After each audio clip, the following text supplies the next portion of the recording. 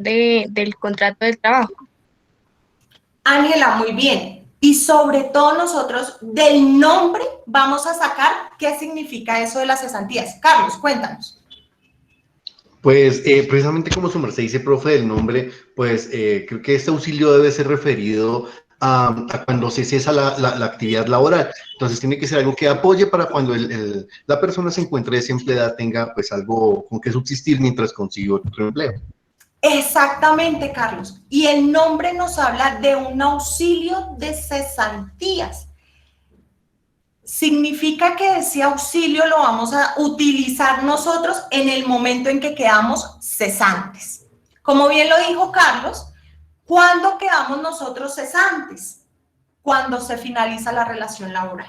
¿Listo? Entonces, ¿cómo vamos a definir el auxilio de cesantías? Es un mecanismo de ahorro, ¿sí?, que le va a ayudar al trabajador a suplir ciertas urgencias o ciertas necesidades que van a seguir a pesar de que el contrato de trabajo haya terminado, a pesar de que ya no tenga un ingreso producto de su fuerza de trabajo. Entonces nosotros vamos a relacionar el auxilio de cesantías con el momento de la cesación del contrato de trabajo, con el momento en que nuestro trabajador nos quedó cesante, es decir, finalizó su vínculo o su relación laboral. Entonces, aquí decimos que el fin primordial del auxilio de cesantías es utilizar ese ahorro, siempre lo vamos a referir como un mecanismo de ahorro que vamos a utilizar en el momento en que nos encontremos cesantes, para cubrir las necesidades, o cuando ustedes han visto, perdónenme el ejemplo, cuando ustedes han visto, ay, me quedé sin contrato, entonces ya no me llega el recibo de la luz, ¿cierto? No, el recibo de la luz sigue y sigue llegando. Y entonces, ¿cómo lo voy a pagar? ¿Cómo voy a cubrir esas necesidades básicas que satisfacía a partir de mi contrato de trabajo? Pues con el mecanismo de ahorro. Esa es la regla general, ¿sí? Ese es el fin primordial del auxilio de cesantías o de esta prestación social. Seguir cubriendo las necesidades básicas de nuestro trabajador que se siguen produciendo a pesar de que su contrato de trabajo o su ingreso por la fuerza laboral finalizó. Entonces, ¿hay una excepción a ese fin primordial? Sí, de hecho hay dos excepciones. Está cuando nosotros hablamos de vivienda y cuando nosotros hablamos de gastos de educación. Es decir, el auxilio de cesantía solo puede ser usado al momento de la cesación del vínculo laboral o de la relación laboral, salvo que el trabajador pretenda, ¿sí?, el trabajador pretenda o quiera utilizarlo para cubrir gastos de educación o gastos de vivienda. Ya vamos a ver de forma específica cómo se trata. ¿Listo? ¿Cómo se calculan las cesantías? Entonces nos dice la norma. La norma nos dice, bueno, vamos a calcular las cesantías a partir de la prestación del servicio, ¿sí? Y nos dice el código sustantivo, el trabajador va a tener derecho a que se le pague por concepto de auxilio de cesantías un mes de salario, es decir, 30 días de salario por cada año de servicios, ¿sí? Es decir, por un año de servicio le vamos a reconocer a nuestro trabajador un monto equivalente a 30 días de salario. Entonces, ¿qué sucede? Y les hago la pregunta a todos. ¿Qué sucede si el trabajador no me completa el año de prestación de servicios? Es decir, prestó un servicio por un tiempo inferior al año. ¿Cómo se calculará en ese caso el auxilio de cesantías? Creo que ahí sería con los días trabajados. Señora. Ahí sería con los días trabajados. Y de forma proporcional, ¿sí? Entonces ahí nosotros vamos a calcular el auxilio de cesantías de forma proporcional al tiempo de servicios, ¿sí? Entonces nos decimos, Si el trabajador laboró de forma completa, un año completico, es decir, de 1 de enero a 31 de diciembre, o de otra forma, pero un año completo, va a tener derecho a 30 días de salario, ¿sí? Pero es que no laboró el año completo, profe, es que lo que pasa es que empezó a laborar desde el 1 de julio hasta el 31 de diciembre, es decir, fueron solo 6 meses, pues le pagamos la suma de dinero de forma proporcional. En ese caso de los 6 meses, pues fácil, 15 días. Pero al final vamos a verificar cuál es la fórmula para nosotros sacar la proporcionalidad de ese tiempo. ¿Listo? Ley 50 de 1990. ¿Ustedes recuerdan que esa ley 50 nos sacó como un poquito de canas haciendo el taller? Bueno, acá nos tocó algo también en relación con el auxilio de cesantías. ¿Sí? La ley 50 de 1990 que habíamos dicho que fue una ley de flexibilización económica. En cuanto al auxilio de cesantías, crea la ley 50 de 1990 el régimen de liquidación anual de cesantías. ¿En qué va a consistir este régimen? Entonces, les cuento cómo se traía originalmente con el Código Sustantivo y para explicarles posteriormente cuál fue el cambio. Resulta que el Código Sustantivo del Trabajo nos determinaba el auxilio de cesantías que solamente se le pagaba al trabajador al momento de la finalización del contrato de trabajo. ¿Quién lo pagaba? El empleador. Entonces, es que trabajó 10 años de servicios, 10 años completos, entonces va a tener derecho a 10 meses de salario, ¿sí? Por así decirlo, porque recuerden que por cada año, 30 días de salario, o sea, lo equivalente a un mes. Entonces, laboró 10 años. Al momento de la finalización del contrato, el empleador debía sacar de su bolsillo todo lo referente al valor del auxilio de cesantías, es decir, los 10 salarios por esos 10 años de servicio, los 10 salarios mensuales. Pues, pucha, profe, ¿y todo eso lo tenía que sacar el empleado? Sí. ¿Qué hizo la ley 50 de 1990? No, esto es... Realmente es una carga muy excesiva al empleador al momento de finalizar los contratos de trabajo, porque así lo debía hacer con cada uno de los trabajadores. Entonces dice, me voy a crear el régimen anual de liquidación de cesantías. ¿En qué va a consistir este régimen de liquidación anual? Cada empleador debe liquidar los conceptos de auxilio de cesantías con fecha del 31 de diciembre de cada año.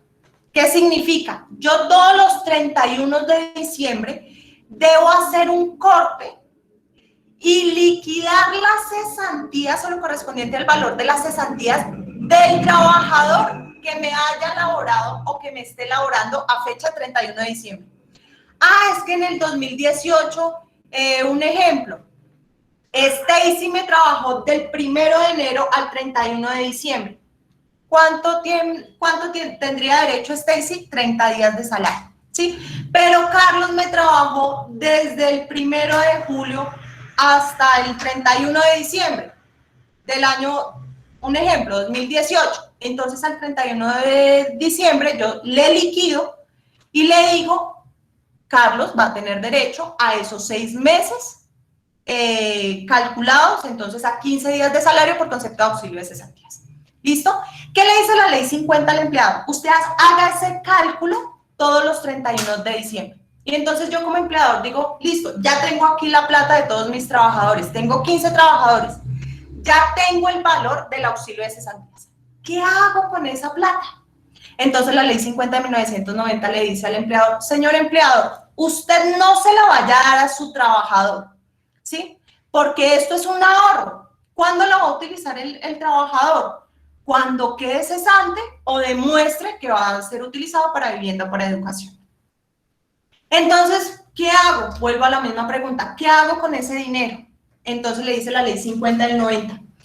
Usted va a consignar esos dineros a una cuenta que va a sacar el trabajador en el fondo de preferencia del trabajador y que va a ser Entonces, ¿en qué fondo? Lo consignamos al Davivienda, al Bancolombia, ¿a dónde lo consignamos? Entonces la ley 50 del 90 les dice, señores empleadores, ustedes lo van a consignar al fondo de cesantía que libremente se afilie el trabajador.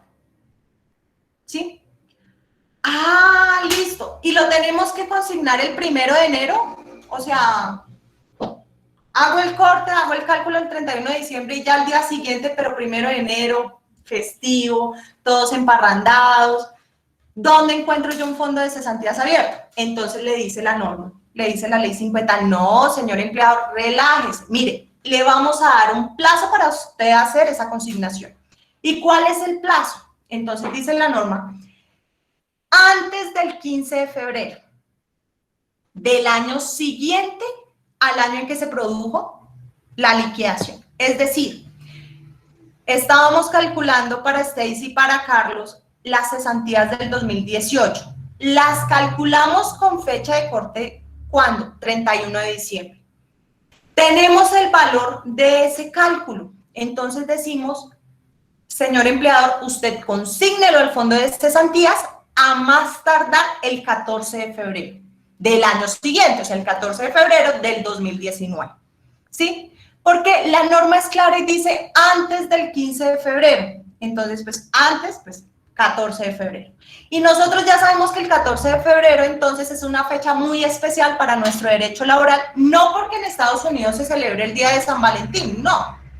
Pero pues para que ustedes también como que lo relacionen ahí y se les grabe, el 14 de febrero en Colombia es importante.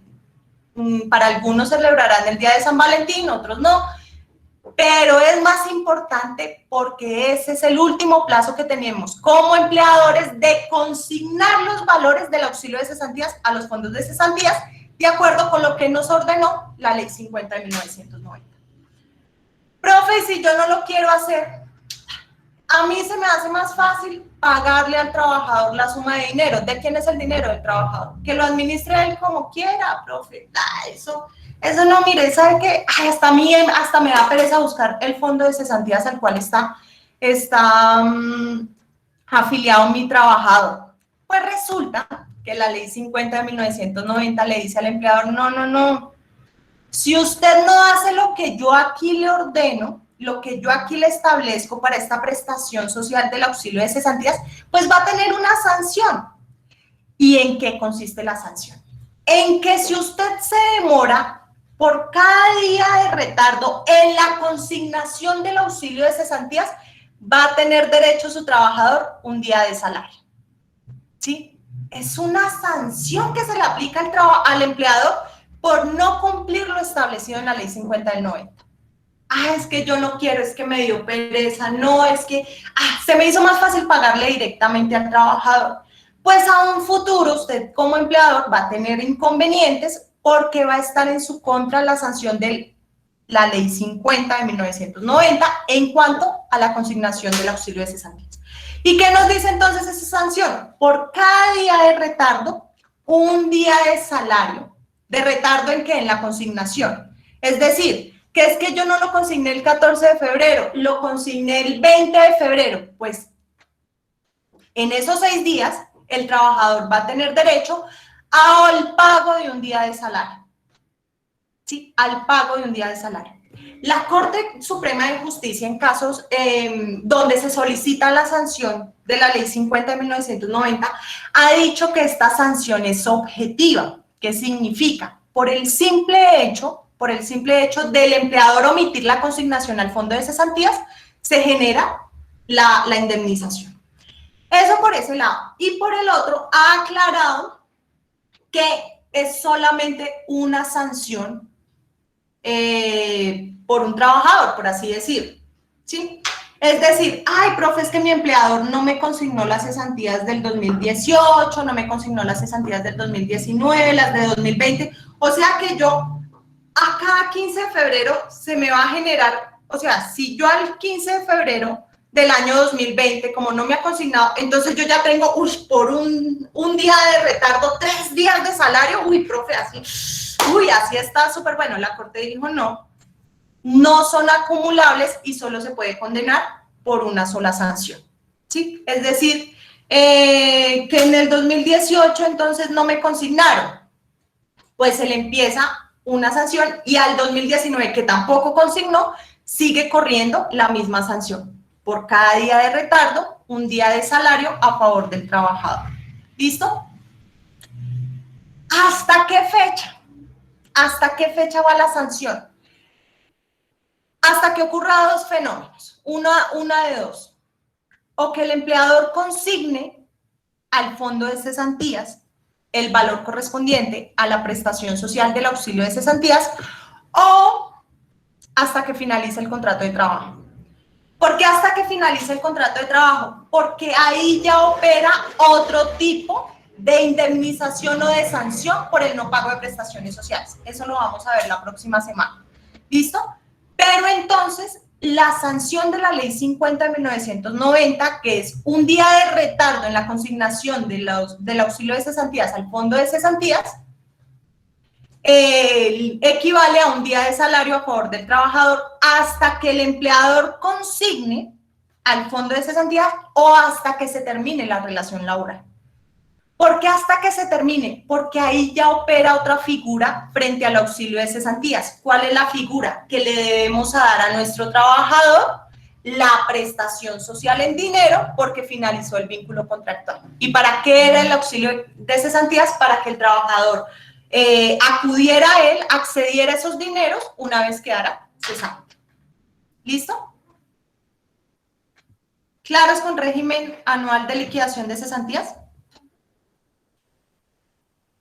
Y esto es importantísimo porque tiene una sanción bastante jugosa, por así decirlo.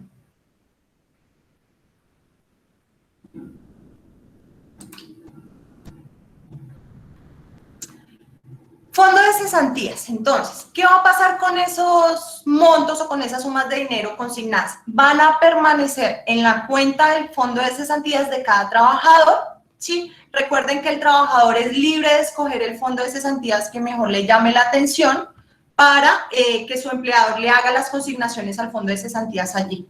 ¿Listo?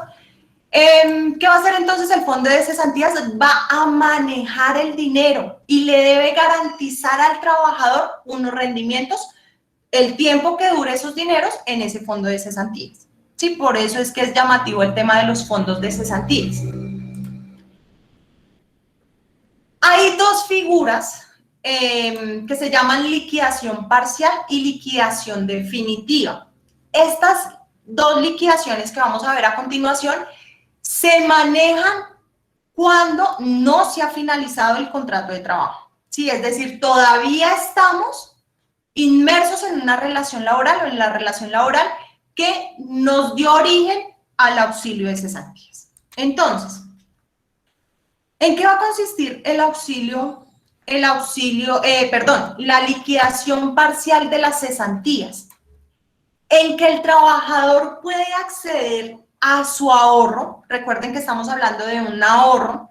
El trabajador puede acceder al ahorro a pesar de no haber finalizado el contrato de trabajo. ¿En qué condiciones o para qué fines? La ley es clara. Cuando nosotros hablamos de liquidación parcial, es únicamente para dos fines esenciales. Para la vivienda, háblese adquisición, háblese remodelación, háblese de pago de un crédito hipotecario, de un crédito de vivienda, que es que necesito la plata para pagar un arreglo dentro de mi casa. Sí, aquí recuerden que la plata la tiene el fondo de cesantías. El trabajador lo que necesita o la obligación que tiene el trabajador es de demostrar al fondo qué es lo que va a hacer con ese dinero que supuestamente se va a destinar para la vivienda. Ah, es que yo voy a pagar el crédito. Bueno, demuéstreme cuánto es que usted debe, ¿sí? ¿A qué banco es al que se le debe? Por concepto de qué crédito que haya sacado con ese crédito la vivienda, ¿sí? Y ahí sí, yo le entrego el dinero. El trabajador debe demostrar fehacientemente que ese dinero va a ser utilizado para lo que él dice, en este caso para la vivienda. ¿Listo? Vuelvo y reitero. Vivienda, háblese de adquisición, de compra, ¿sí? Remodelación, pagos de créditos de vivienda, pero demostrarle al fondo que no quede lugar a dudas de que ese dinero va a ser para ese único fin. Por el otro lado, la educación. Profe, ¿la educación de quién es? ¿De mi hermano, de mi primo? No. Acá es clara la ley, dice, cuando nosotros vamos a utilizar las cesantías para el pago de la educación, es educación o bien para el trabajador, o bien para el cónyuge, ¿sí? La esposa, esposo, compañero permanente, o bien para los hijos. ¿Listo? O bien para los hijos. En este caso, debemos demostrar cuál es el gasto de educación y el fondo de cesantía lo que hace es pagar de forma directa del fondo de cesantías a la institución de educación a la cual va a ir esos recursos, ¿sí? Es decir, el fondo de cesantías, al momento de aprobar la liquidación parcial, ¿sí? Al aprobar la liquidación parcial, hace el pago de forma directa a la institución educativa que se va a cubrir ese gasto de educación, por así decirlo. ¿Qué debemos tener aquí de liquidación parcial? Solo se entregará al trabajador el valor correspondiente de lo que haya demostrado. Es decir, yo tengo ahorrado 10 millones, pero solamente voy a utilizar de esos 10, 5 millones. Entonces el fondo me va a entregar solamente lo que yo le demostré que voy a gastar para vivienda o para educación. Los otros 5 se quedan guardaditos ahí esperando para cuando yo vuelva a demostrar que lo voy a utilizar nuevamente para educación o vivienda o haya finalizado el contrato de trabajo. Laura, cuéntame. Profe, y cuando el contrato es a término definido, que sea un año, ¿habría que consignarle las cesantías aparte de la liquidación o con la liquidación? Ahí lo que ocurre es la terminación del contrato, a menos que, a pesar de que el contrato sea a término fijo y no se termine, sino se prorrogue automáticamente porque las partes no dieron, no preavisaron, como ya lo habíamos contado, no preavisaron y no finalizaron el contrato conforme los requisitos, sino que se prorrogó automáticamente y al 31 de diciembre el trabajador seguía laborando, sí debe consignarse al fondo. Pero si el contrato de trabajo finalizó y se presentó la contingencia que cubre el auxilio de cesantías, ¿cuál es la contingencia? El desempleo, ¿sí? Entonces, no continuó, sino se finalizó con el plazo pactado, se preavisó y efectivamente el contrato de trabajo finalizó, se le debe pagar de forma directa al trabajador, porque ya se presentó la contingencia, es decir, el desempleo, para que él con su liquidación pues pueda pagar las urgencias o las necesidades que le surjan después de la terminación del contrato.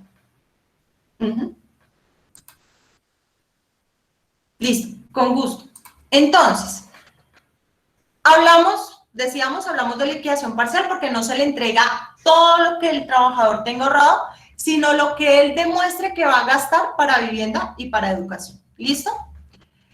Liquidación definitiva. Profe, ¿cómo así? O sea, hay una posibilidad de que se le entregue de forma completa al trabajador lo correspondiente al auxilio de cesantías, a pesar de no haber terminado con el contrato de trabajo. La respuesta es sí, pero son unos casos específicos, ¿sí? Entonces, ¿cuáles son estas excepciones?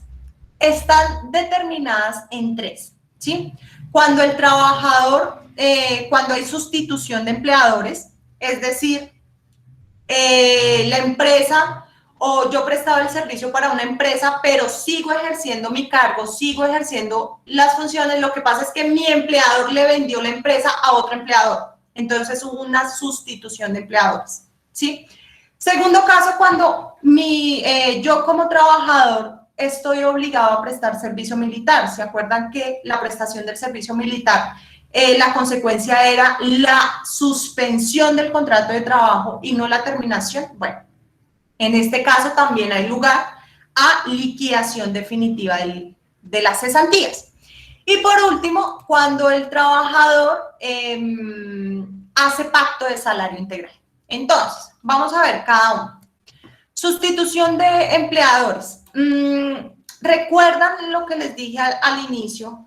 Que el auxilio de cesantía, la plata la manejaba el empleador, ¿sí? Que solamente el empleador le daba o pagaba ese auxilio de cesantías únicamente con la terminación del contrato, que es de la ley 50 de 1990 es que empieza a hacer las consignaciones al fondo de cesantías. Antes no ocurría eso, la plata estaba en el bolsillo del empleado.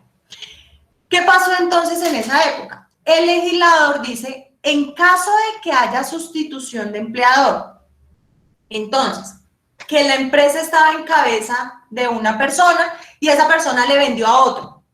¿Qué pasaba con ese otro que compraba la empresa? Compraba la empresa con todas sus acreencias laborales, es decir, con todos los créditos laborales, con todo lo que le debía la empresa a sus trabajadores. Entonces, ahí sí, no sé si Carlos le haya pasado o tenga algún tipo de experiencia de sustitución de empleador. Pues afortunadamente sí, pero no. Y fue con un contrato, profe. Nos subcontrataron, pero no, todo estaba sobre la normalidad. Entonces fue más por tiempo del contratista que no pudo cumplir con su función y por eso nos subcontrató a nosotros. Pero no, todo estaba sobre la normalidad, entonces. Sí, Descansamos, ¿cierto? Bueno. ¿Qué sucede con la sustitución de empleadores antes de la ley 50 del 90? El empleador que compraba la empresa, ¿sí? O que ejecutaba el contrato, que pasaba a ejecutar el contrato, asumía la carga de la empresa con todo y pasivos, ¿sí? Ahí sí compraba activos y compraba pasivos. Entonces, ¿qué pasaba? Resulta que Sebastián es mi trabajador, ¿sí? Es el trabajador de la empresa.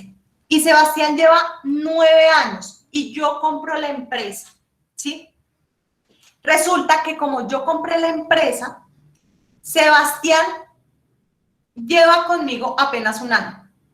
Y él dice, no, esa señora eso es, pero una mamera, perdónenme la expresión, eso es recansona, eso nos pide muchas cosas. No, yo no me la aguanto. ¿Sabe qué? Yo renuncio, me dice Sebastián. Y yo, juepucha, bueno, Sebastián renunció. Al momento de hacerle la liquidación del auxilio de cesantías, ¿cuánto le debía yo pagar por esa prestación social a Sebastián? Si con el empleador que venía llevaba 9 años y conmigo lleva 1, ¿cuánto le debía yo liquidar frente al auxilio de cesantías? 1 mes de salario. Sí, ¿segura?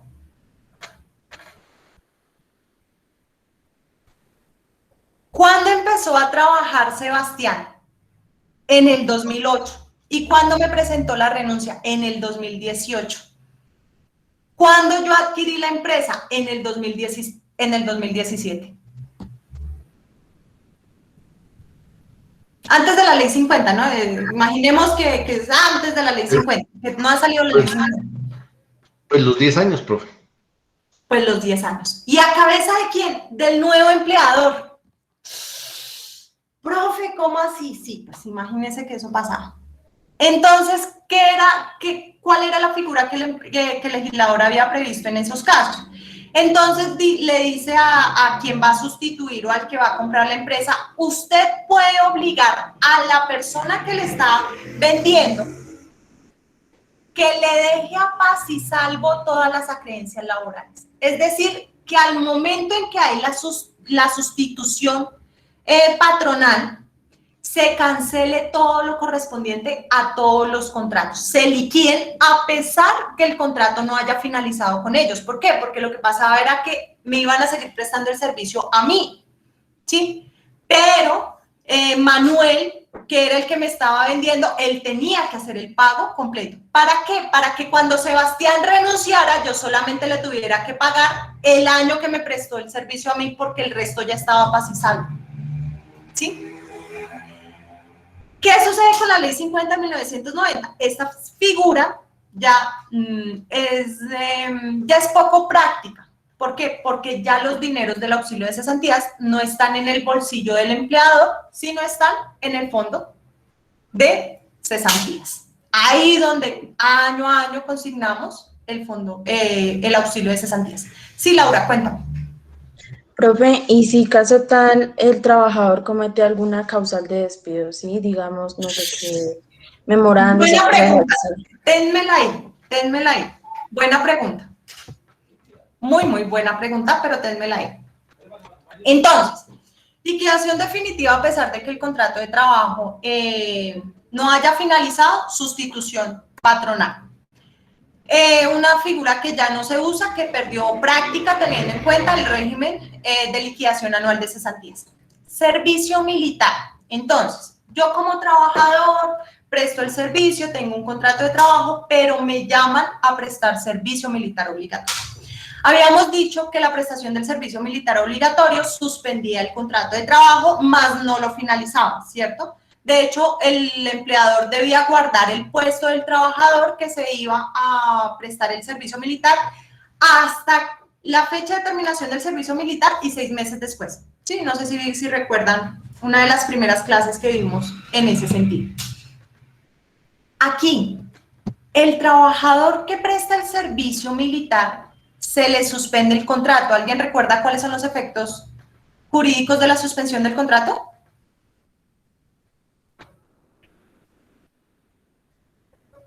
Chun, chun, chun. Profe, nos corchaste. Bueno, acuérdense que los efectos jurídicos de la suspensión del contrato es que el trabajador no tiene... Sí, señora, María José. Pues el salario porque se suspende el empleador y el trabajador. Y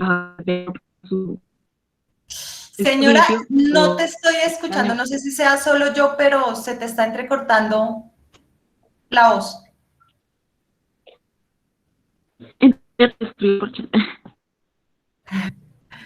Es que en serio se escucha muy entrecortado. Todos, ¿así se me escucha a mí o no? Profe. Sí, Ana. Bueno, en cuanto a la suspensión, pues que el trabajador está eximido de prestar servicios y el empleador en su parte pues está eximido de pagar el salario y también las demás obligaciones que derivan pues un contrato de trabajo como lo sería el sistema de seguridad social y más. Muy bien, Ángela, sí, no se dejaron corchar, muy bien, chicos, así me gusta, que no se me dejen corchar. Sí, Carlos, cuéntame. Pues yo tengo una pregunta como propuesta, más bien, no sé, ¿por qué es el servicio militar obligatorio? En teoría es un servicio que se presta como un trabajo hacia el Estado. ¿No tendría que ser remunerado también sobre la pensión? Se supone que ya es mayor de edad, entre esas semanas que tiene la persona dentro del ejército también deberían verse reflejadas dentro de su historia laboral. Sí. Sí, porque recuerden que uno de los efectos, aparte de la prestación del servicio y el pago de salario, es que suspende también todo lo relacionado a pensiones de jubilación, sí, lo decía el código sustantivo. Entonces aquí es una muy buena propuesta y si mal no estoy ahí, sí, la norma especial no la tengo. A la persona que presta servicios militares se les paga un subsidio, si mal no entiendo, o sea, una suma de dinero no considerado como salario, no considerado como contraprestación, sino es un subsidio para necesidades, ¿sí? El problema con ese subsidio es que sí es bastante bajo, hasta donde tengo entendido, ese subsidio es bastante bajo, pero en seguridad social sí desconozco el tema. No sé si alguna vez en uno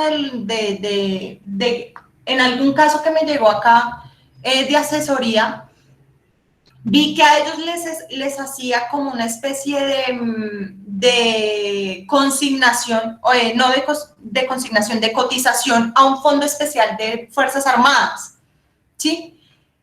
Y pues estábamos en el estudio de si eso que se había cotizado en ese fondo especial servía de algún modo para para pasar en bono pensional al fondo de pensiones y que le tuvieran ese tiempo a la persona en cuenta al momento de hacer la reclamación en la pensión de vejez. Nos queda de tarea para el momento en que veamos el tema de seguridad social en pensiones, si efectivamente ese tiempo se tiene en cuenta para las semanas cotizadas. ¿Listo? Entonces, aquí, como el contrato de trabajo se nos suspendió y ya dijimos los efectos jurídicos de las suspensiones, por un lado, el trabajador no está obligado a prestar el servicio a favor del empleador y por el otro, entonces, el empleador tampoco está obligado a pagar salarios. Se dice que el trabajador que va a prestar su servicio militar, pues de alguna forma perdió los ingresos que normalmente utilizaba para satisfacción de necesidades básicas. Sí, recuerden que esta satisfacción de necesidades básicas no va solo para el trabajador, sino para el de su familia, ¿cierto? Entonces, bueno, profe, pero es que necesitábamos esto para pagar recibos de servicios públicos. Profe, necesitábamos esto para completar el mercado. Pues entonces la norma prevé una liquidación definitiva. Al momento en que el trabajador se va a prestar el servicio militar, ¿sí? Al momento de que el trabajador se va a prestar el servicio militar, se le pague todo el concepto del auxilio de cesantías hasta esa fecha. ¿Qué pasó con el contrato de trabajo? No se terminó. ¿Sí? Recuerden, el contrato de trabajo no se termina, no se finaliza, se suspende. Pero producto de la suspensión, pues el trabajador ya no va a seguir recibiendo su ingreso, por lo tanto, va a tener derecho a recibir la prestación social. ¿Listo? Última, salario integral. ¿Qué sucede con el salario integral? ¿Alguien recuerda en qué consiste el salario integral? Lo que el trabajador recibe por el tiempo que labora, el salario neto. Por ejemplo, el mínimo. ¿Segura? No me supe explicar. ¿No? Magali. Ay, entonces me equivoqué, me confundí. ¿Es aquella suma que solo está remunerada al servicio? ¿Seguras? Es el tipo de salario que, además del salario normal, viene incluido con los recargos y todo eso, y esto es pactado entre el empleador y el trabajador. Entonces es un salario integral porque contiene todo lo que vengo en el mes. ¿Y adicional qué? Profe, esto incluye las prestaciones sociales, los recargos nocturnos, dominicales y festivos, también el trabajo extra. Muy bien, Arlena. Sí, aquí en lo que nos interesa el día de hoy es que el salario integral no solo, como bien lo dijo Magali, no solo va a remunerar la prestación del servicio, o sea, lo que pactamos como salario, sino va a remunerar los recargos nocturnos que tanto dolor de cabeza nos ha causado últimamente, horas extras, trabajos dominicales. No solamente va a incluir eso, sino también nos va a incluir las prestaciones sociales, lo que estamos viendo hoy. Entonces, ¿qué dice?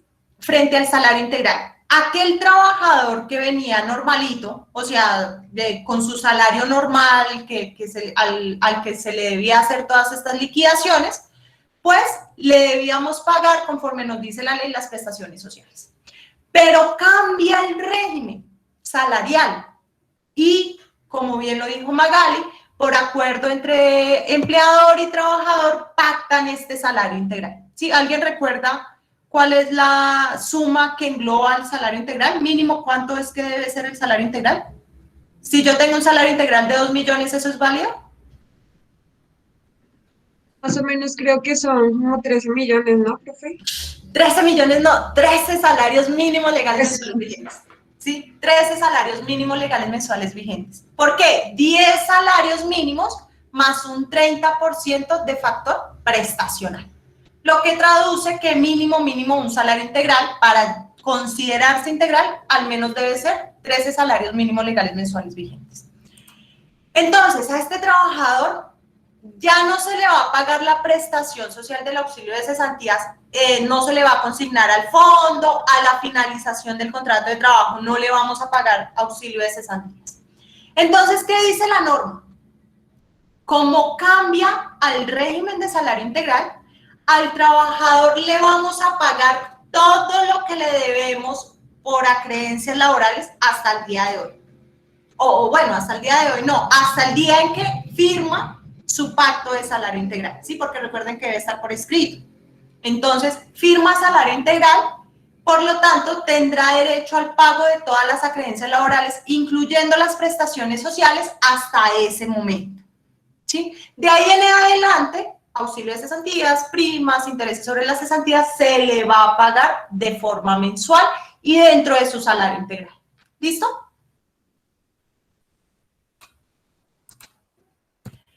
Entonces,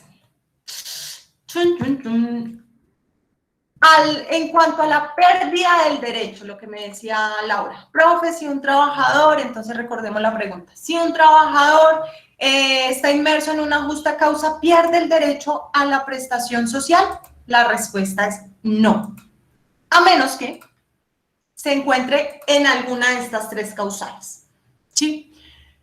Cuando nosotros hablamos de pérdida del auxilio de cesantías, las otras prestaciones sociales quedan quieticas. Solo se pierde el derecho al auxilio de cesantías y solo en estos casos. Entonces, los vamos a ver. Cuando el trabajador comete algún acto delictuoso, es decir, delictivo, contra el empleador, la familia del empleador, los directivos de la empresa.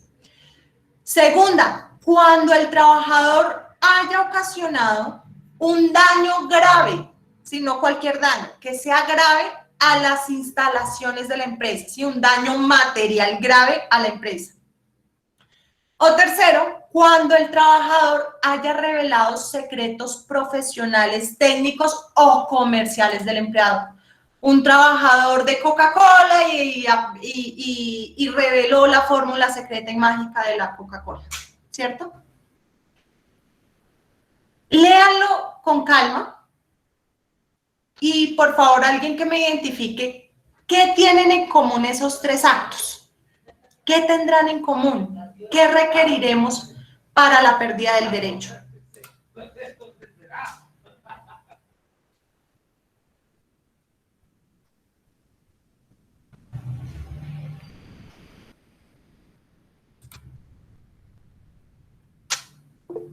Carlos. ¿Un decremento económico para la empresa, profe? No precisamente. O sea, sí, pero no. Manuel.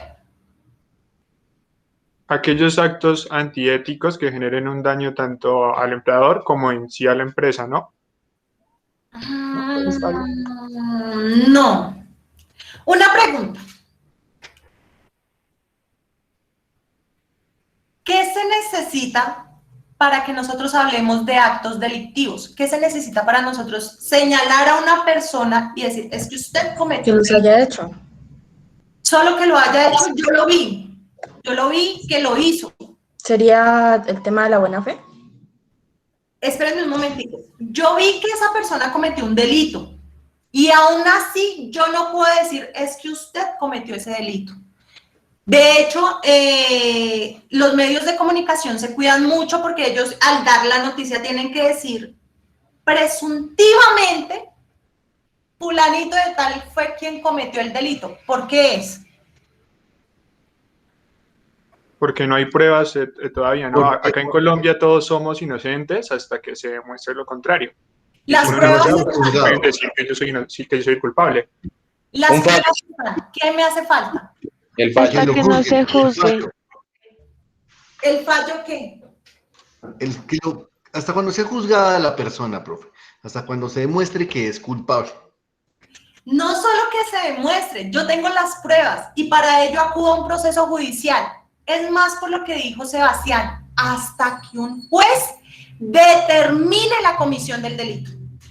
¿Sí? Hasta que un juez determine la comisión del delito. En el segundo, un daño material grave. Es que para mí que me dañen mi computador, eso es, Dios mío, eso es grave. Pero ¿quién me lo califica?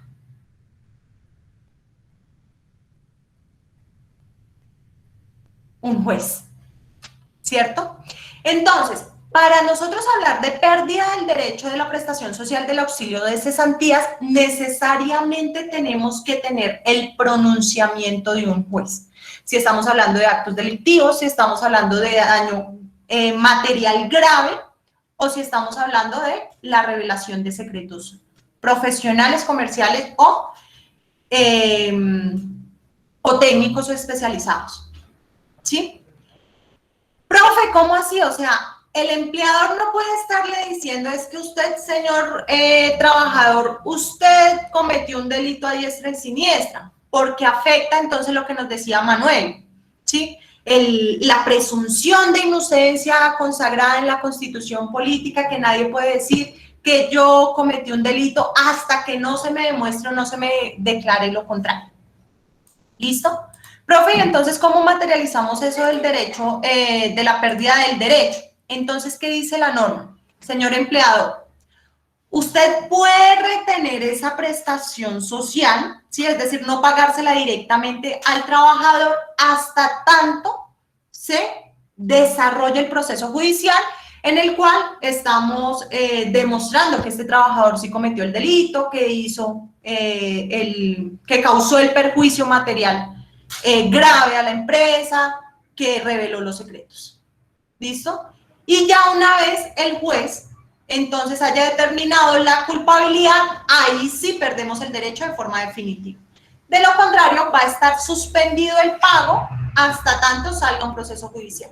Entonces, a la pregunta, ahí sí ya más concreta que nos hacía Laura, no cualquier justa causa da derecho a la pérdida del derecho de la prestación social. Y para que nosotros hablamos de pérdida, necesitamos un pronunciamiento judicial, o bien en materia penal, que nos determine que este trabajador sí cometió un delito en contra del empleador, en contra de los familiares del empleador, de los directivos de la empresa, o un fallo en materia civil o comercial que nos determine las otras dos causales. ¿Listo? De resto, páguenle la prestación social al trabajador. ¿Listo? Eso con relación al auxilio de cesantías. Intereses sobre las cesantías. Listo. Señor. Profe, tengo una pequeña pregunta que de pronto sea un poco complicada, pero es que pues viene al tema de las cesantías. Justamente hace poco pues vi lo de la maravillosa reforma tributaria que se planea hacer y nos meten que las cesantías se planea reformar para que queden agravadas. Esto pues obviamente no va amparado. Recordemos que en el estatuto tributario actual, en el numeral 4 del artículo 206, pues dice que todos estos quedan exentos a menos que superen los 12,7 millones de pesos. ¿Cómo ves tú, profe, que estas cesantías queden agravadas? Y me parece que un poco más queden grabadas. Y me explicas un poco más de ese tema, por favor. Listo. Entonces, ¿qué es lo que pasa? Hay algunas personas que tienen obligación de declarar renta, ¿sí? Sobre todo por los ingresos que reciben de forma anual. Es decir, yo que recibo, un ejemplo, 4,5 millones de forma mensual, pues al año voy a superar el tope y tengo sí o sí que declarar renta. En ese sentido, lo que yo hago, o sea, a mí mensualmente, no sé si de pronto lo relacionen con el tema que vimos de salarios, que se hacen unas retenciones legales, ¿sí? Unas retenciones que tiene que hacer el empleador por disposición legal. Ahí está metido la retención de la fuente, ¿sí? Entonces, el empleador al momento de darme el pago, me hace un descuento de mi salario mensual con destino a la DIAN. ¿Sí? Si ya se demuestra que yo efectivamente superé el tope o tengo que declarar renta para el año siguiente, todas esas retenciones que me hizo el empleador las puedo utilizar al momento de declarar renta, de decirle, señores DIAN, yo si bien es cierto, tengo que declarar renta y producto de la renta le debo a la DIAN X pesos, ¿sí? X suma de dinero, yo mensualmente de mi salario pagué tanto. Y como resultado de eso, pues ya ahorita en este momento no tengo que pagar nada porque yo ya lo pagué el año pasado, ¿sí? Eso por un lado. Por el otro, cuando nosotros hablamos que yo tengo salario integral, ¿sí? Porque y firmé con mi empleador lo correspondiente al pacto de salario integral, se determina en el salario integral, artículo 132, dice, cuando la persona tiene que declarar renta, la base de la declaración de renta se le descuenta el factor prestacional, ¿sí? Entonces, aquí decimos nosotros que efectivamente el trabajador paga un impuesto que se llama retención a la fuente de mes a mes. Y ese pago que se hace mes a mes y que va a parar a la DIAN, se puede deducir de la declaración de renta del año siguiente. Frente a la reforma tributaria, no es que graben los salarios o lo graben, ya están grabados. Lo que pasa es que lo que se pretende con la reforma tributaria es reducir aún más el monto mensual, ¿sí? Grabar a más personas. Es decir, ahorita, si mal no lo recuerdo, ahí sí ya me corregirá algún contador, si mal no recuerdo, en este momento declaran, hacen la retención a la fuente en salarios superiores a 3,5 millones, si mal no recuerdo. O sea, puede que el valor no sea ese, sea más o sea menos. Con la reforma tributaria lo que se pretende hacer es que ese valor que actualmente está baje aún más y más personas tengan la obligación de declarar renta. Realmente esperemos que, o pues lo digo ya de forma personal, que la reforma no pase, porque sí realmente nos va a afectar demasiado los bolsillos a muchas más personas. Profe, eso es básicamente lo que quieren hacer con lo de las personas que ganen más de 2,1 millones, ¿no? Ahorita están empezando así y el costo de vida en Colombia pues es que se dé para pagar eso y pues tengo entendido que con la reforma se va cada año se va a disminuir hasta que llegue al millón. Como millón. Pues no recuerdo muy bien. Sí, o sea, y el costo de vida en Colombia, como lo hemos hablado, el salario ahí no nos va a alcanzar para nada. Bueno, al menos que consigamos la cubeta de huevos que nos dijo el Rasquilla 1800, pues así tenemos Manuel, opción. si la consigues, me dices dónde, para yo también ir a comprar unos huevitos para allá. No, el que la consiga que nos avise. Pero sí hay. No sean malos, que nos cuenten. Pero sí hay, profe. Son de codorniz, pero... Ok, listo. Sí, es que ustedes no comprenden, es que siempre lo sacan de contexto, ¿no? Es que son malos. Bueno. Siguiente prestación social va a ser los intereses sobre las cesantías. Esta prestación no la encontramos en el Código Sustantivo, ¿sí? Esta prestación social nace a partir de la Ley 50 de 1975. ¿De cuándo es que es nuestro Código Sustantivo?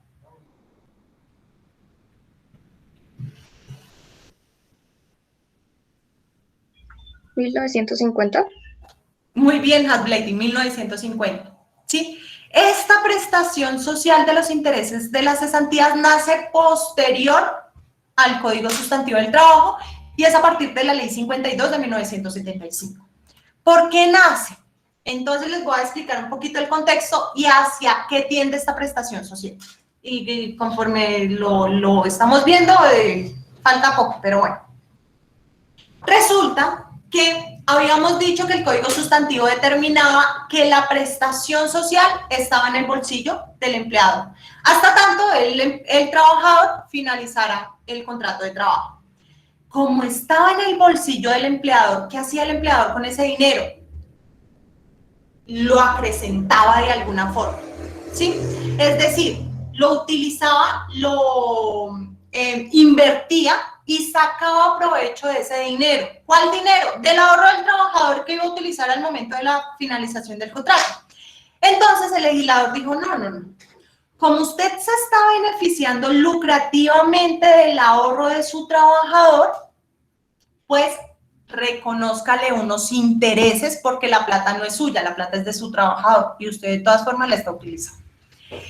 Como se está beneficiando, entonces reconózcale un dinero, unos intereses a sus trabajadores y de ahí sale el interés sobre las cesantías. Ley 52 de 1975. Entonces, ¿en qué va a consistir el interés que se le va a reconocer? que por cada mes usted le va a reconocer un 1%, ¿sí? Un interés de un 1%. Por lo tanto, al año usted debe reconocer un 12% al trabajador conforme la liquidación de las cesantías de ese año, ¿sí? Es decir, a ese valor de las cesantías que tiene el trabajador derecho, con fecha de corte 31 de diciembre, usted le va a reconocer un interés sobre esa suma de dinero del 12%. ¿Listo? Profe, ¿cuándo se paga? Y usted tiene plazo, señor empleador, para pagar esa prestación social a más tardar el 31 de enero del año siguiente. Es decir, yo año a año tengo que hacer el cálculo de las cesantías con fecha de corte 31 de diciembre y sobre esas cesantías sacarle el porcentaje del 12% y pagárselo al trabajador, acá ya es directo al trabajador, a más tardar, dice la norma, 31 de enero. ¿Listo? A más tardar 31 de enero. Ay, que es que me pasé un día, ¿sí? Un día me pasé y se me olvidó y yo no hice ese pago. O yo ya pagué nómina de enero y a mí se me olvidó hacer el cálculo de los intereses sobre las cesantías. ¿Hay una sanción? Sí. La misma ley determina la sanción en el siguiente sentido, en que por una única vez, ¿sí? Y así se pase un día, así se pasen 6 meses, la sanción va a ser la misma. Así se pase 3 años, la sanción sigue siendo la misma.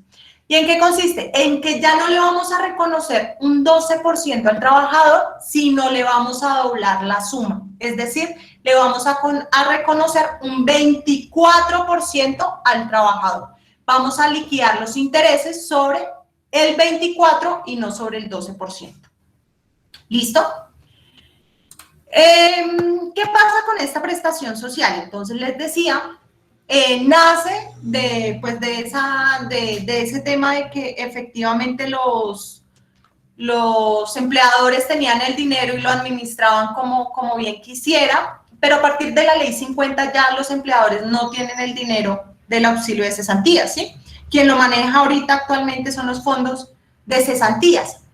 Por lo tanto, se ha hablado en el Congreso de eliminar esta prestación social, ¿sí? Porque al trabajador se le da los rendimientos que produzca el fondo, ¿sí? Porque el dinero ya no lo está produciendo el empleador, porque el empleador ya no cuenta con ese dinero, sino cuenta es el fondo, y al trabajador se le está dando los rendimientos del fondo y adicional a ello el empleador sigue con la obligación de pagar intereses sobre las cesantías. ¿Cuál es mi opinión al respecto? O sea, ustedes regálenme 5, ya termino la idea y ya contesto la pregunta que está en el chat. ¿Listo? Entonces, ¿cuál es mi opinión al respecto? Si nosotros vamos a ver la finalidad de la prestación social, sí, no tendría ningún sentido y los empleadores están casi que pidiendo a gritos que eliminen esta prestación social de los intereses sobre las cesantías porque pues es una carga que se le da al empleador a pesar de que ya no se aprovecha lucrativamente el dinero del trabajador. A menos que cambiemos la finalidad de los intereses sobre las cesantías, esta prestación social, en mi humilde opinión, tiende a desaparecer con el tiempo. Sí, efectivamente. Ahí el gobierno ya estaría en 2 posiciones, si quiere ganarse a los empleadores en su contra o a los trabajadores, pero pues eso ya es más tema del legislador, el momento en que sea. Pero sí se ha hablado de desaparecer esta prestación social de los intereses sobre las cesantías. Sí, cuéntame, Carlos. Sí, pues precisamente sobre eso, pero es que para poder desaparecer esa prestación social anual se tendría que hacer el pago mensual, ¿sí? Para que los fondos de pensiones pudieran, digamos así, usufructuar ese dinero y tener que dar ese interés del 1% mensual, ¿sí? Y pues sí me parece injusto con el empleador. Porque no lo está utilizando. Y otra cosa, profe, si se supone que es algo derivado directamente de las cesantías, ¿por qué no se paga con las cesantías? Sí, ¿cuál es el tema? O sea, y la discusión está en que al trabajador se le está pagando el interés sobre las cesantías cada enero de cada año, ¿sí? Y aparte cuando él va a retirar del fondo, sus cesantías, el fondo le está pagando también rendimientos de esa plata, ¿sí? Entonces los empleadores que han dicho, no, es que al trabajador se le está dando una doble prestación, porque se les está dando los rendimientos que los fondos tienen con su plata, porque son en última los que administran el auxilio de cesantías, y en otra le está dando la prestación de los intereses de las cesantías, que hace mucho tiempo perdió su finalidad, porque es que la plata no se la está ganando el empleador, se la están ganando son los fondos, ¿sí? Entonces ahí el tema es un poquito más complejo. Al momento no hay una norma que esté estudiándose al respecto. Sí lo han dicho varias veces, digamos, el Ministerio del Interior. En su momento, cuando esta señora, que ya no es ministra del Interior, la que fue ministra del Trabajo y luego pasó a ser ministra del Interior, ¿cómo es que se llama? Bueno, ella. Entonces, ella decía que una de las propuestas en la reforma laboral tendía a desaparecer esta prestación sobre los intereses a las cesantías. Acá hay una pregunta, ¿el valor de las cesantías se le agrega al interés del 12% o el interés está dentro de las cesantías? No, ahí lo que ocurre es que nosotros calculamos las cesantías con fecha de corte 31 de diciembre, de acuerdo de la prestación del servicio que haya hecho el trabajador en ese año. Con ese valor que nos resultó del cálculo del auxilio de cesantías, sacamos el 12% y se lo pagamos al trabajador a más tardar el 31 de enero. Que es que a mí se me olvidó, yo no sabía, yo realmente ni siquiera lo quise hacer. Y me acordé por allá en agosto, la sanción es la misma, que ya no se va a liquidar con el 12%, sino se va a liquidar con el 24%, a menos que el contrato haya finalizado. ¿Sí? Si el contrato finalizó, la sanción es otra y es muy diferente. ¿Listo? Prima de servicios. ¿Qué pasa con la prima de servicios? Bueno, la prima de servicios, si la vemos en el Código Sustantivo del Trabajo. Ay, perdón, creo. Ah, listo, con gusto. Ay, sí, ella, Alicia Arango. Sí, señora, así se llama. Que se me había olvidado por completo el nombre. Bueno. La prima de servicios, si nosotros buscamos la prima de servicios aquí en el Código Sustantivo del Trabajo, la encontramos como parte de las prestaciones patronales especiales. ¿Sí? ¿Qué significa esto? Solo tenían derecho, y hablo de tenían porque ya no es así, ya lo vamos a ver, solo tenían derecho al pago de una prima de servicios aquellos trabajadores que prestaran sus servicios de forma personal, subordinada, a favor de un empleador que tuviera carácter de empresa. ¿Sí? Que tuviera carácter de empresa, es decir, que se lucraba económicamente de la prestación del servicio de sus trabajadores. De allí es que los trabajadores de servicio doméstico, ¿sí? Es decir, aquellos que prestan los servicios de forma personal para un empleador que no tuviera lucro, que no fuera empresa, ¿sí? Y que tampoco se beneficiaba económicamente de sus trabajadores, entonces ellos no tenían derecho a ganar una prima de servicios. ¿Qué sucedió? El legislador en el año 2016 expide esta ley, la 1788 del 2016. A partir de esa ley, a partir de la entrada en vigencia de esa ley, cambia, por así decirlo, de la finalidad de la prestación de la prima de servicios. ¿Cómo la cambia? Entonces vamos a darle una finalidad diferente a la prima de servicios y ya no va a ser, porque la prima de servicios originalmente con el Código Sustantivo era hacer partícipe del beneficio económico de mis ganancias a mis trabajadores, ¿sí?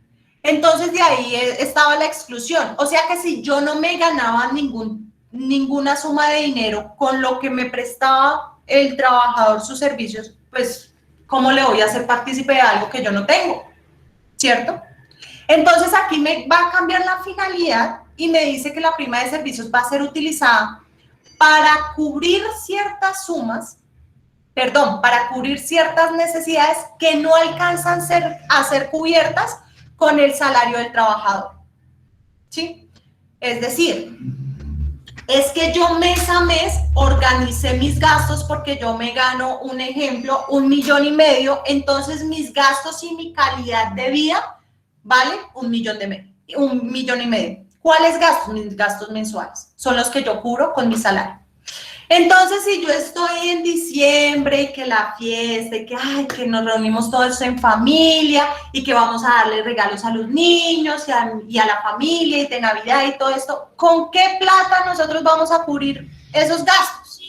Si se supone que ya mi salario se fue con mi calidad de vida, ¿sí? Entonces, la prima de servicios, ahí aparece nuestra prima de servicios, ¿cierto?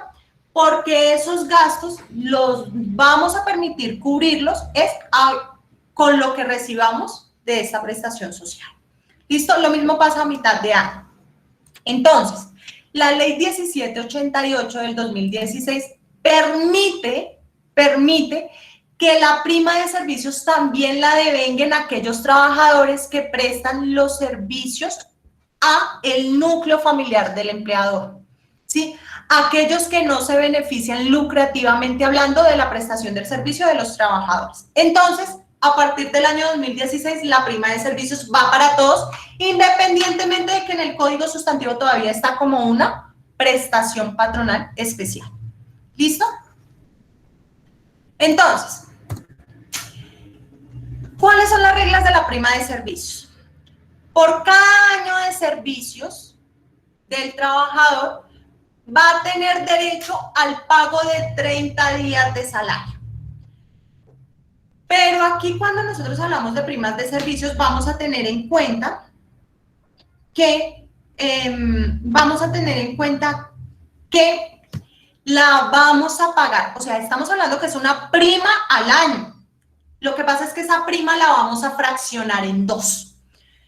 La primera fracción o la primera mitad de la prima de servicios la vamos a pagar a más tardar el 30 de junio de todos los años. Se paga la mitad de la prima de servicios. Y la otra mitad, nos dice el código, la vamos a pagar a más tardar el 20 de diciembre. Es una sola prima, equivalente a 30 días de salario por cada año de servicios, que se paga de forma fraccionada. Una, el 30 de junio a más tardar, y la otra la vamos a pagar el 20 de diciembre, pero si bien es cierto se paga el 20 de diciembre, la finalización o el corte lo vamos a tener en cuenta al 31 de diciembre. Es decir, vamos a liquidar la prima de servicios con fecha de corte 31 de diciembre, así se paga el 20. ¿Sí? Así se paga el 20.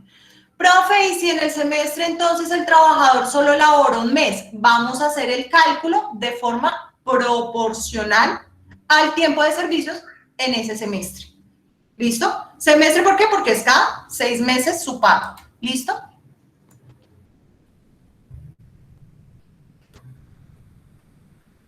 Entonces, finalmente, calzado y vestido para la labor. Esta prestación social también la conocemos nosotros como las dotaciones, ¿sí? Como las dotaciones. Aquí nosotros vamos a tener en cuenta unas reglas. ¿Cuáles van a ser esas reglas? Entonces, vamos a estudiar primero la finalidad para luego establecer las reglas de la prestación del suministro de calzado y vestido para la labor. ¿Listo? Entonces, el Código Sustantivo del Trabajo determinaba que la prestación social se llamaba calzado y overoles para los trabajadores. A partir de la Ley 11 de 1984 se cambia la denominación y pasa a ser el suministro de calzado y vestido para la labor. Sí, Laura, cuéntame. Pues aprovechemos ya que se levantó solita, ¿no? Profe, ¿y en qué momento empieza esto a ser, digamos, obligatorio? Porque, digamos, pues hay empresas que no proveen estos suministros, dependiendo de la actividad del trabajador, ¿no? Digamos, si es constante que necesite, por ejemplo, los elementos de protección, ¿cómo se dice? Personal. Sí. No, mira. Entonces, Vamos a dar la finalidad, vamos a dar el concepto y a su vez la finalidad. ¿Listo? Para nosotros diferenciarla de lo que tú acabas de decir. Cuando nosotros hablamos de la prestación social del suministro del calzado y vestido para la labor, lo primero que tenemos que tener en cuenta es que es diferente de los elementos de protección personal del trabajador. ¿Sí? ¿Por qué? Porque cubren contingencias diferentes. Los elementos de protección personal del trabajador nos va a cubrir la contingencia de accidentes de trabajo y enfermedades laborales. ¿Sí? Perdónenme, me devuelvo un poquito porque había una pregunta aquí en el chat de María José antes de continuar con las dotaciones. ¿Es admisible que una persona solo reciba la mitad de la prima? No, a menos que haya terminado el contrato de trabajo, ¿sí? La mitad de la prima, sí o sí, al año se debe recibir completa. Lo que pasa es que la mitad de esa prima se reciba en junio y la otra mitad en diciembre. Si yo en el 2019, por ejemplo, solamente me pagaron media prima, es decir, la de junio, pero en diciembre no me la pagaron y yo seguí continuando con el contrato de trabajo, ¿sí? Sí o sí mi empleador me debe pagar al menos a la finalización del contrato de trabajo todas las acreencias que me adeuda a esa fecha, terminación del contrato de trabajo. Si no me la paga, sí, yo la puedo reclamar ante un proceso judicial y adicional a ello puedo reclamar una indemnización. Esa indemnización es la que vamos a ver la próxima semana. ¿Listo? Entonces,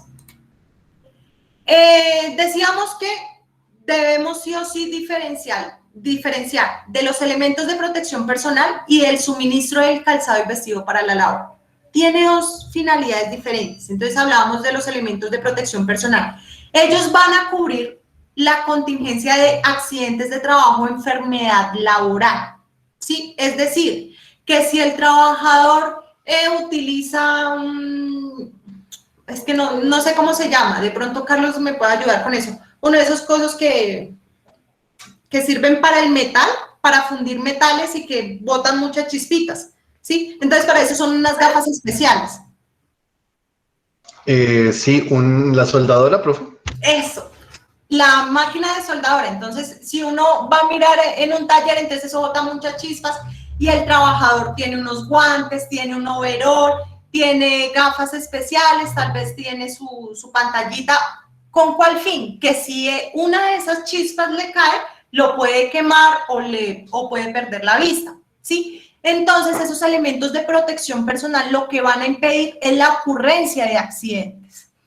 Aquí cuando nosotros hablamos del suministro de calzado y vestido para la labor, vamos a decir que la finalidad es que la ropa del trabajador no se desgaste. La ropa del trabajador no se desgaste por la prestación personal del servicio. Y aquí no cualquier trabajador va a tener derecho. Ya vamos a ver quiénes son los beneficiarios de esta prestación social. ¿Sí? Imagínense ustedes que solamente tengan 2 pantalones. ¿Sí? Entonces el lunes utilizo uno, el martes utilizo el otro, el miércoles pues vuelvo al uno y así. ¿Sí? Después de que ha pasado 3 meses de ese mismo son de solo utilizar los 2 mismos pantalones, ¿qué va a pasar? Pues que yo tal vez me vaya a sentar y hasta ahí me llegó el pantalón, ¿sí? Porque es que tuve que usar el pantalón, porque es que no podía utilizar la sudadera, porque en mi empresa dicen tiene que estar bien presentados, entonces pues tiene que tener un pantalón acorde, igual, ¿sí? Entonces aquí esta prestación social va a ayudar a que las prendas de vestir del trabajador no se desgasten por la prestación del servicio, ¿sí? Y decíamos, no todos los trabajadores tienen derecho a esta prestación social. Entonces la pregunta es la siguiente, ¿quiénes serán los beneficiarios? La norma nos dice que aquellos trabajadores de menores ingresos. Muy buena pregunta. Buenas preguntas las que están en el chat, ya lo vamos a ver y ahí mismo vamos respondiendo, ¿listo? Entonces la pregunta, bueno, profe, ¿quiénes se catalogan como trabajadores de menores ingresos? ¿Aquellos que no alcanzan a tener el salario mínimo? La respuesta es no, porque de entrada se supone que al menos le debemos respetar el salario mínimo. Ya lo vimos, principios constitucionales del derecho del trabajo, que el salario mínimo y vital era indispensable para satisfacer necesidades básicas del trabajador y de su familia. Entonces, ¿quiénes son los que se catalogan como trabajadores de menores ingresos? Aquellos que devengan hasta 2 salarios mínimos legales mensuales vigentes. Es decir, y en otras palabras, los trabajadores que tienen derecho a la prestación social del suministro del calzado y vestido para la labor son aquellos trabajadores que devengan entre 1 y 2 salarios mínimos legales mensuales vigentes. O aquellos incluso que tal vez laboran una jornada inferior a la máxima y por ello devengan un salario inferior al salario mínimo. Entonces, aquí el empleador está obligado a reconocer esta prestación social únicamente respecto de estos trabajadores. ¿Listo? Y los vamos a independizar o los vamos a diferenciar de los elementos de protección personal. Cubren 2 contingencias diferentes y distintas. ¿Listo? Que es que yo veo que el trabajador tiene como que la ropa. Sí, eso hace referencia a la dotación, sí, normalmente nosotros la conocemos como dotación. La dotación de trabajo hace referencia sobre todo al suministro del calzado y vestido. Ojo, dotación, no elementos de protección personal, es diferente. ¿Listo? Si ya hablamos de elementos, ya dijimos que no era respecto a los elementos. Que es que yo veo que la ropa está en buen estado, entonces no le voy a dar la prenda de vestir, su dotación, su calzado y vestido para esta vez. Eso entonces ya, entonces esto ya no va a cobrar especial relevancia. ¿Listo? ¿Cuáles son las fechas? Profe, hay unas fechas especiales, creo que de hecho está acá en el chat. ¿Qué sucede si la entrega no se hace cada 4 meses, sino cada 6 meses? Listo, ya lo vamos a ver, se puede como tal. O sea, ¿cuál es la sanción de no entregar las dotaciones? Sí, señora. ¿Y qué pasa si, digamos, la empresa, digamos, da las dotaciones, pero entonces llega el tiempo en el que, no sé, cada 2 meses tiene la política de entregarle dotación nueva, entre comillas, a sus trabajadores, pero entonces, no sé, los trabajadores no, digamos, no lo necesitan, entonces ahí les violarían. Hay que tener 2 diferencias. Ojo, con la necesidad a la obligación. ¿Listo? Veamos las reglas de esta prestación social. ¿Listo? ¿Hay unas fechas de entrega? Sí, hay unas fechas de entrega. Y las fechas de entrega está determinado en el Código Sustantivo, que nos dice que la dotación se debe entregar al menos cada 4 meses. El 30 de abril, el 31 de agosto y el 20 de diciembre. ¿Sí? Profe, ¿por qué esas fechas? Porque lo dice la ley. La ley le dice, señor empleador, usted entregue las dotaciones respecto de sus trabajadores que tienen el derecho el 30 de abril, 31 de agosto y el 20 de diciembre. ¿Y a quiénes se las entregue? Aparte de los trabajadores que devengan menos de 2 salarios mínimos legales mensuales vigentes en su empresa, aquellos que hayan trabajado a esas fechas al menos 3 meses antes. ¿Sí? Que es que mi trabajador lleva solamente trabajando 1 mes. Pues ese trabajador, a pesar de que cumple con el requisito de que devenga menos de 2 salarios mínimos, pues no tendrá derecho a la entrega de la dotación del 30 de abril. Pero si sigue continuando continúa trabajando, pues entonces sí tendrá derecho el 31 de agosto, a la siguiente fecha. ¿Listo?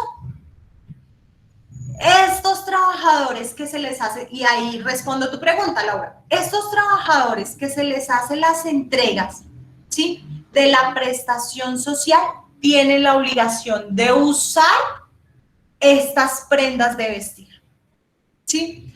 Que el traje que se le dio para que atendiera a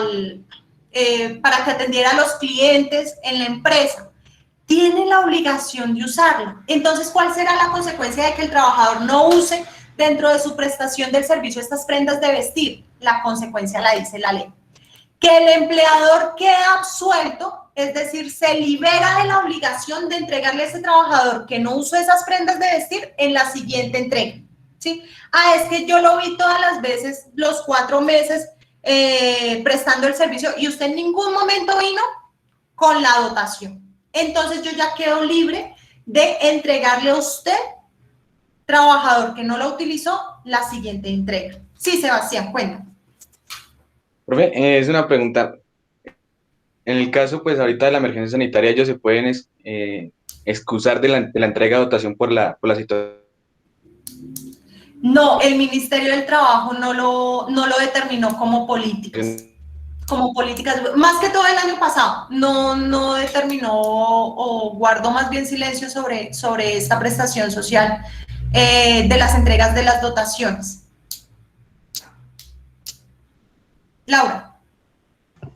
Profe, tú dices que, digamos, las dotaciones no incluyen obviamente los elementos de protección personal, pero digamos que en casos tales puede como mezclarse, ¿no? Digamos, los elementos de protección con los elementos de dotación.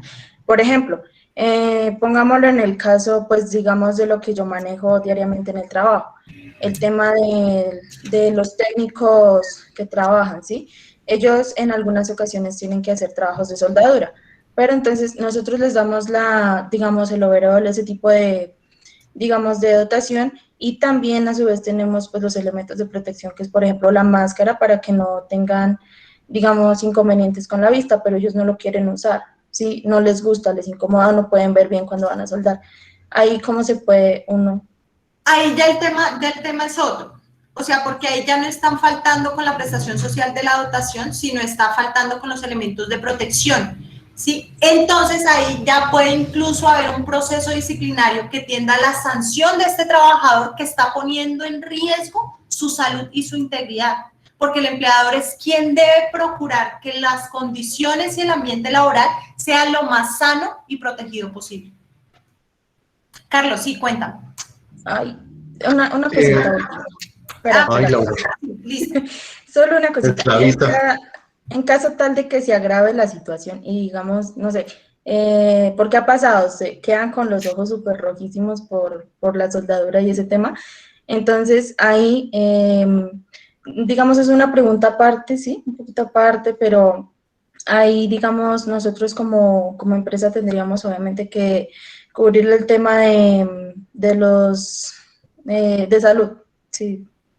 Sí, la obligación sigue estando, o sea, sigue estando presente para el empleador de procurar la salud de los trabajadores y debe tener políticas para que los trabajadores cuiden ellos mismos de su salud, ¿sí? Y para que a un futuro no se demande al empleador por una eventual culpa en la ocurrencia de un accidente de trabajo, de una enfermedad laboral, es verificar que sí tiene esas políticas y que sí las cumplió, ¿sí? Pero ahí sigue estando, esa es la responsabilidad del empleador. Y puede incluso sancionar al trabajador porque una de sus obligaciones especiales es cuidar de su salud y la de sus compañeros de trabajo. Sí. Regálame 5, María Fernanda, le damos la palabra a Carlos. ¿Listo?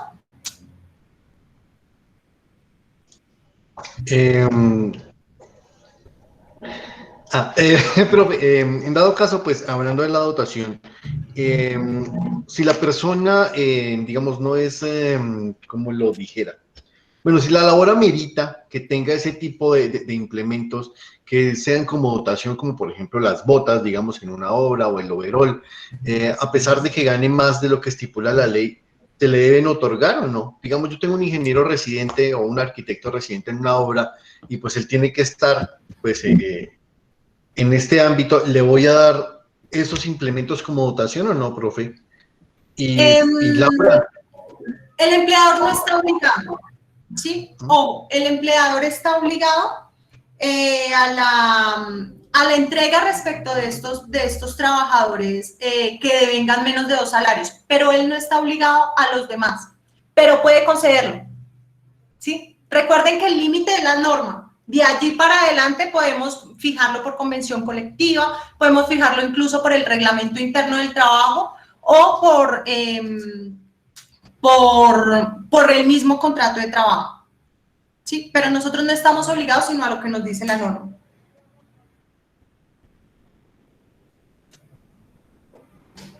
Sí, lo que nos hacen una pregunta por el Facebook que refiere y reitera lo que habíamos dicho, que los elementos de protección personal de los trabajadores hacen parte más de la salud ocupacional. Eso incluso son programas por parte de la ARL, ¿sí? Incluso en compañía con el empleador.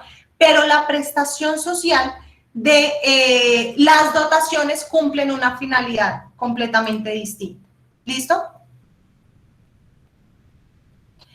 El tema es que ahí con esa pregunta que nos hace María José, con esas preguntas que nos hace María José, es que el empleador va a seguir teniendo la responsabilidad. O sea, él antes de que ocurra un trabajo debió haber tomado los correctivos de que todos los trabajadores utilizaran sus elementos de protección personal. O sea, ya sigue siendo obligación del empleador para procurar y mantener un ambiente sano. Magali nos hace una pregunta muy apropiada. Déjenme seguir avanzando en el tema y ahí sí las que surjan al final. ¿Listo? Entonces, ¿qué se permite? Usualmente, ¿sí? Esto ya más por temas de práctica, se han dado la permisión de estas tres conductas. Primero, que el empleador en una sola entrega, o sea, en una sola fecha, entregue las de todo el año. ¿Sí? Es decir, yo con mis trabajadores, ¿sí? Con mis trabajadores que tienen un contrato fijo de un año o un contrato a término indefinido, yo les puedo en diciembre entregar las 3 dotaciones de todo el año siguiente. ¿Sí? Eso incluso lo hacen muchas empresas y es muy práctico teniendo en cuenta la facilidad para el aseo y lavado de las prendas. ¿Sí? También se permite que los trabajadores participen en cuál es el calzado y el vestido que quieren utilizar, participen en la escogencia de las prendas. Incluso hay empresas que les dan a sus trabajadores bonos para que vayan a un sitio y ellos escojan su prenda, se la midan, la utilicen y escojan lo que al fin y al cabo se van a poner en la prestación de sus servicios, ¿sí? Y la tercera, que es la pregunta que nos hacía ahorita Magali, también se permite que el empleador exija la entrega de la prenda que ya se había utilizado, ¿sí? Ojo, no es requisito indispensable, o más bien no se le permite al empleador que exija que las prendas estén desgastadas. Lo que pasa es que él puede decir: señor trabajador, entrégueme la prenda que usted ya usó, porque, qué sé yo dono las prendas a una fundación o a personas de escasos recursos, ¿sí? Y aquí está su nueva prenda. Las prendas que el empleador entrega al trabajador en virtud de esta prestación social, sí o sí tienen que ser nuevas, ¿sí? No pueden ser usadas. Ah, es que como usted tenía de la pasada un pantalón en buenas condiciones, mire, tome. No. Eso no se puede, eso no se permite. Lo que se permite es que él sí pueda exigir la devolución de las prendas ya usadas, pero no para entregárselas a esos mismos trabajadores. Finalmente, ¿qué sucede si el empleador no me hace a mí entrega de la dotación? O más bien, aquí voy a hacer referencia rápidamente de 2 cosas. La primera es que la prestación social del suministro del calzado y vestido para la labor sí o sí tiene que ser en especie, ¿sí? En especie, ¿qué significa? Que le debemos entregar al trabajador las prendas de vestir, a menos que ya haya finalizado el contrato de trabajo y nunca se nos pasó, nunca entregamos prendas. En ese caso, el trabajador puede solicitar ante un proceso judicial que se compense en dinero las prendas de vestir. ¿Cómo? Ah, pues pasándole al juez: señor juez, es que yo hice una cotización, así, una prenda de vestir que con las condiciones del suministro del calzado y vestido para la labor vale X suma de dinero, ¿sí? Y como él no me lo entregó en la ejecución del contrato y ya se terminó el contrato, pasa algo muy similar que con las vacaciones, que con la terminación ya no hay disfrute. Entonces, como en mi contrato de trabajo se causaron, qué sé yo, 4, 5, 6 prendas de vestir y nunca me las entregó, compénsemelas en dinero, páguemelas en dinero. Pero dentro de la ejecución del contrato, el empleador está únicamente obligado a prendas de vestir, a entregar la prestación social en especie, a menos que el contrato haya finalizado y el empleador no haya entregado esas prendas de vestir. ¿Listo?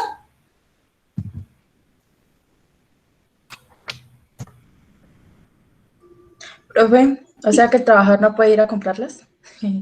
A menos que sea, o sea, a menos que el empleador se lo permita con el bono, con la participación de la escogencia, sí.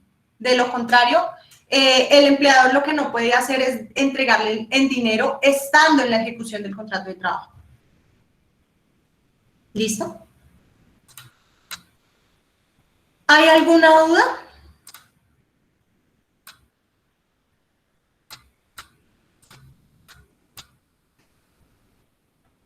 Hasta aquí entonces quedamos con la explicación. Magali, sí, cuéntanos. Pues es la que había realizado más atrás. ¿Qué pasa si en una empresa la dotación no la dan cada 4 meses, sino cada 6 meses? Resulta, cada 6 meses, ¿sí? Es decir, que al año solo se entregaron 2 prendas. El empleador va a quedar obligado porque son 3 al año, ¿sí? Yo puedo decir, a mí en mi contrato de trabajo me debió haber entregado 6 prendas de vestir, pero como solo la entregaba cada 6 meses, perdón, es decir, 2 al año, yo puedo solicitar esas 2 que me hacen falta, ¿sí? Esas 2 que me hizo falta mediante el proceso judicial y que me lo compensen en dinero, ¿sí? Que yo fui a cotizar en un almacén de dotación y me dicen en ese almacén que vale, qué sé yo, una prenda, la prestación social completa vale 150,000 pesos. Entonces, como se me debieron dos prendas de vestir, entonces puedo reclamar lo correspondiente a los 300,000 pesos, ¿sí? Pero ya es a partir de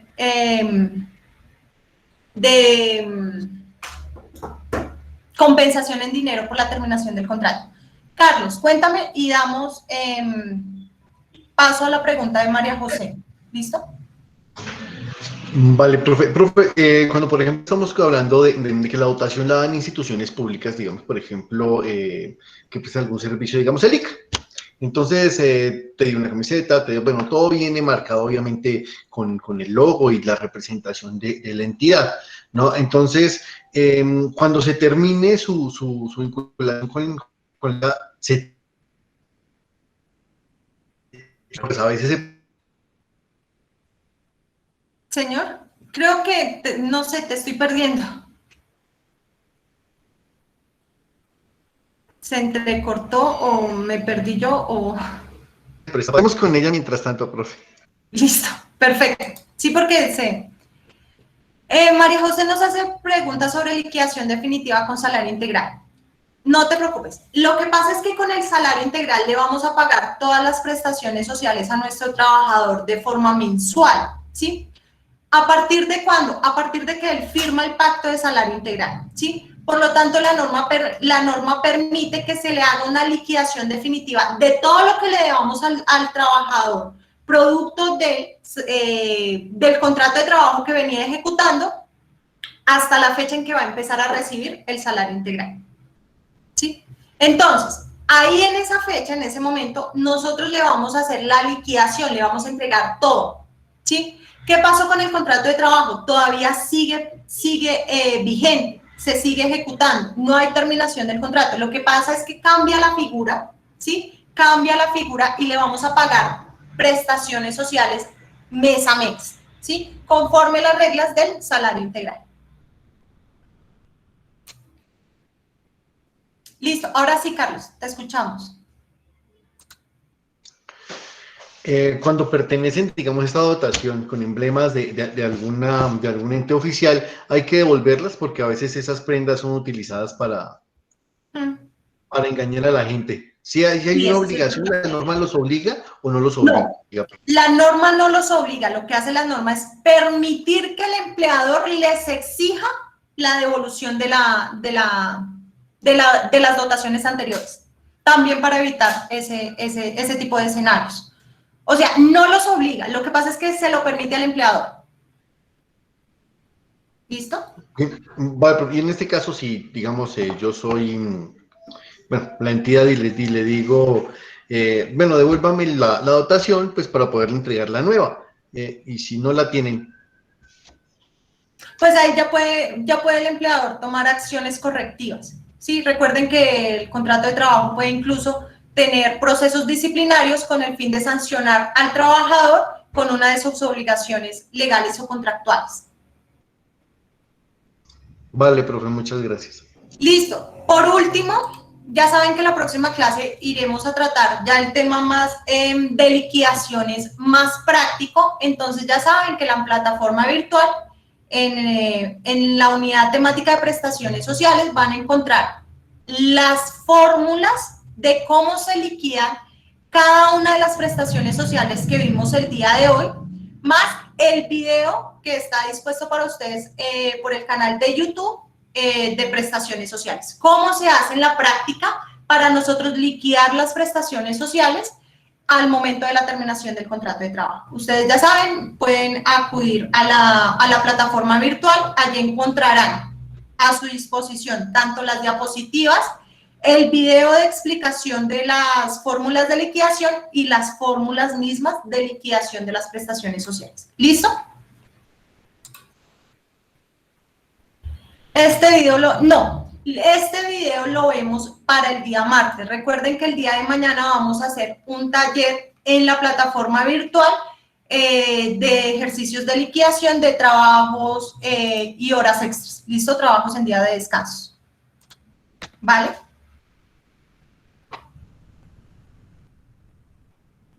Yo creo que hasta aquí finalizamos entonces la clase del día de hoy.